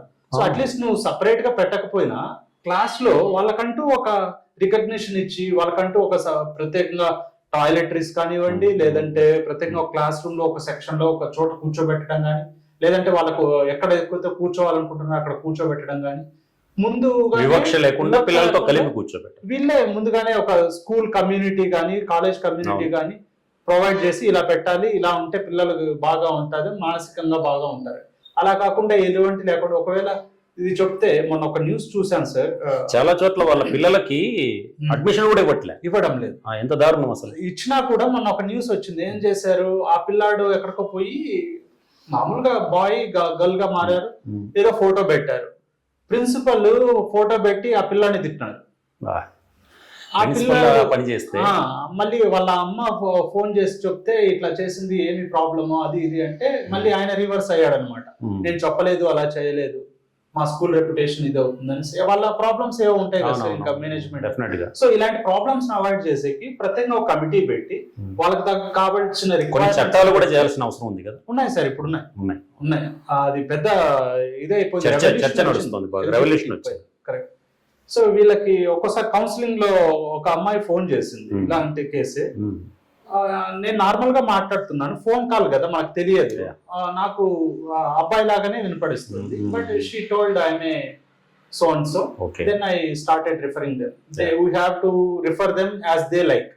ఒకవేళ హీ అయినా షీ అనిపించంటే పిలవాలి, లేదంటే వాళ్ళు రెండు కాదు, నాకు దే అని పెట్టుకుంటారు ప్రొనౌన్స్, మనం హీ షీ దే అని పెట్టు అలాగే పిలవాలన్నమాట.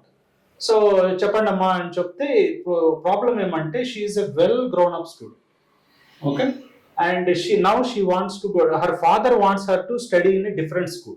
Okay, so now her problem is, now I am habituated here and everything is good and studies are also there, but my father wants to shift me. So now how I can accommodate, how there will be, whether they allow me to use the girls washroom, whether they allow me to sit in the girls bench. So ఇవన్నీ కూడా వీళ్ళు decide చేసేది కాదు కదా, parents. అవునవును. School has to take the initiative because of this things. Yeah. So ఇలాంటివన్నీ కూడా మనము ముందుగానే చూసుకొని వీటికి తగ్గట్టుగా మన గవర్నమెంట్ కూడా ఇంపోజ్ చేయాలి. మీరు ఇలా కమ్యూనిటీ గ్రోత్ అవుతోంది, మీరు ఇలాంటి ఇనిషియేటివ్ ఖచ్చితంగా తీసుకోవాలి, ఇలా ఉంటే నేను పర్మిషన్స్ ఇస్తాను. Okay, so then it will be smooth sailing కదా. ఎస్, మంచి టాపిక్ సార్ ఇది ఇజ్రాయెల్. ఎందుకంటే ఇప్పుడు మగవాళ్లకు ఆడవాళ్లకు ఏదో విధమైన పరిష్కారం దొరకచ్చు, కానీ వీళ్ళకి దొరికే అవకాశం కూడా లేకపోవచ్చు. అంటే వాళ్ళని పట్టించుకునే వాళ్ళు లేకపోవచ్చు. మీరు అన్నట్లుగా మీలాంటి సైకాలజిస్టులు, ఆ తర్వాత మీలాంటి ఎవరు సర్టిఫైడ్ కౌన్సిలర్సే ఈ పని చేయగలగాలి అసలు. Even in I forgot to mention in the work areas also they are celebrating the Pride Month. Yeah. So as a symbolism for the LGBT community, they celebrate the Pride Month in the July. Okay. So that is what they are means it is a proud to celebrate their unique gender. Wow, that is what. Adbhutam, excellent. In that they will explore many things, their problems they discuss, and how can we address, and how we can accommodate, how to treat them, how to talk to them, how not to talk to them. So all these things will be there. కానీ ఇంకా దీంట్లో కొంతమంది sir పిల్లలు ఉంటారు, teenagers, వాళ్ళు బాగా వస్తూ ఉంటారు, ఉన్నట్టుండి వాళ్ళలో చేంజెస్ వస్తాయి. ఒక అమ్మాయి ఫోన్ చేసింది అనమాట, sir I want to end up my life. Why? I am this and I got the changes this and I am unable to tolerate my identity. Society నన్ను ఎలా చూస్తుంది, నేనేమో బాయ్, ఇప్పుడు గర్ల్ గా చేంజెస్ వచ్చి నిజంగా పెద్ద విషయాలు చేసుకోవాలి, నేనేం చేయాలి? వాళ్ళకి సపోర్ట్ లేకపోతే అంతే చనిపోతారు, అంతే ఆటోమేటిక్ గా. ఇన్ఫీరియారిటీ కాంప్లెక్స్, దానికి తోడు భరోసా లేకపోవడం, ఎదుటి వ్యక్తి నుంచి తోటి వ్యక్తుల నుంచి భరోసా, సమాజం నుంచి భరోసా లేకపోవడం. ఎస్పెషల్లీ ఇన్ సినిమాస్ లో కూడా మనకి ఈ కమ్యూనిటీ పైన బాగా హైలైట్ చేస్తారు. సో ఎలాగ వాళ్ళని తక్కువ చూపు చూస్తారు, దాని వల్ల వచ్చే ప్రాబ్లమ్స్ కూడా చాలా చూపిస్తారు. కొంత అవేర్నెస్ కూడా బాగా వస్తుంది దీనిపైన. సార్ ఫైనల్ గా చెప్పండి, అసలు ఆత్మహత్య అనేది ఎప్పటికైనా ఆపగలమా? ఆత్మహత్యల నివారణకు ఇంకా ఏమేమి చేయాల్సి ఉంది, ఎవరెవరు ఏమేమి చేయాల్సి ఉంది, మీ అనలైజేషన్ చెప్పండి. పూర్తిగా తగ్గించడము అనేది అంత ఇంపాసిబుల్ అంటారు. ఇంపాసిబుల్ అని అనగా సార్, తగ్గించవచ్చు కానీ గ్రౌండ్ లెవెల్ కి తగ్గించలేము. ఎందుకు అంటే సమస్యలు అనేవి వాటంతట అవే కాలక్రమేణా వస్తూ ఉంటాయి, కొత్త సమస్యలు వస్తూ ఉంటాయి, పాత సమస్యలు పోతూ ఉంటాయి.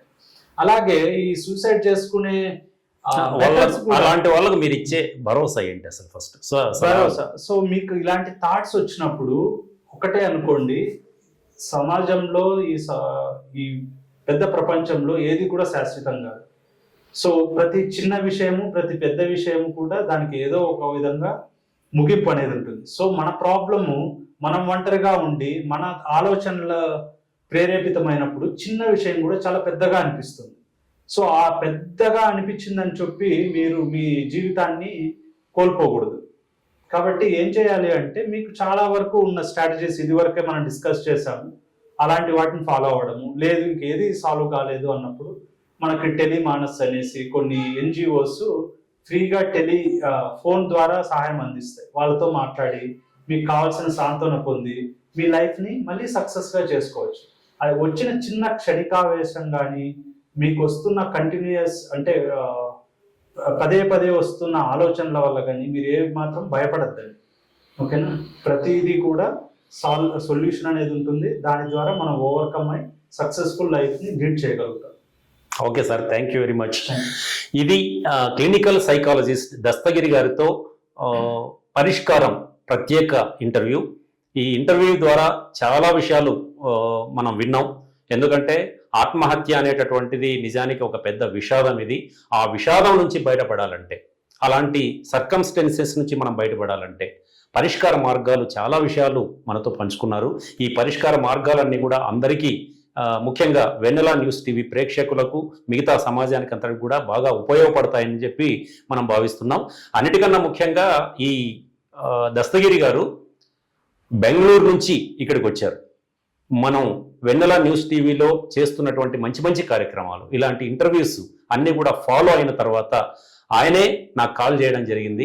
కాల్ చేయడంతో పాటు నన్ను అభినందించి, మీరు వెన్నెల న్యూస్ టీవీ తరఫున చాలా మంచి కార్యక్రమాలు, సొసైటీకి కావలసిన అవసరమైనటువంటి కార్యక్రమాలు చేస్తున్నారు, ఇంటర్వ్యూలు చేస్తున్నారు, ప్రోగ్రామ్స్ చేస్తున్నారు, తప్పకుండా నేను సో అండ్ సో అని చెప్పి వారు చెప్పిన తర్వాత నాకేమనిపించిందంటే, నిజంగా ఆయన ఎంఎస్సి క్లినికల్ సైకాలజీ చేశారు ప్రొఫెషనల్గా, అంతకంటే ముందు ఎంసీఏ చేశారు, ఎంటెక్ చేశారు. అంటే ఒక ఉన్నత విద్యావంతుడు, సొసైటీకి తాను ఏ రకంగా ఉపయోగపడాలి అని నిత్యం ఆలోచించేటటువంటి ఒక గుడ్ పర్సనాలిటీ దస్తగిరి గారు. వారు మన కార్యక్రమానికి విచ్చేసి, మన స్టూడియోకి విచ్చేసి ఈరోజు ఇంత దూరం బెంగళూరు నుంచి పుట్టపర్తికి వచ్చి వెన్నెల న్యూస్ టీవీ స్టూడియోలో ఈరోజు మాకు ఇంతసేపు మీరు మాట్లాడినందుకు, చాలా మందిని అవేర్నెస్ తీసుకొచ్చినందుకు మీకు ప్రత్యేకంగా ధన్యవాదాలు తెలియజేస్తున్నాం సార్. Thank you sir. ఈ ఆపర్చునిటీ ఇచ్చిన మీకు, మీలో స్వామి వచ్చి నాతో ఈ పని చేయించాడేమో అనిపించింది. Thank you very much. Thank you very much. ఇది ఇవాల్టి పరిష్కారం ప్రత్యేక ఇంటర్వ్యూ. వచ్చే వారం మరో ఇంటర్వ్యూతో, మరో గెస్ట్తో మళ్ళీ కలుద్దాం.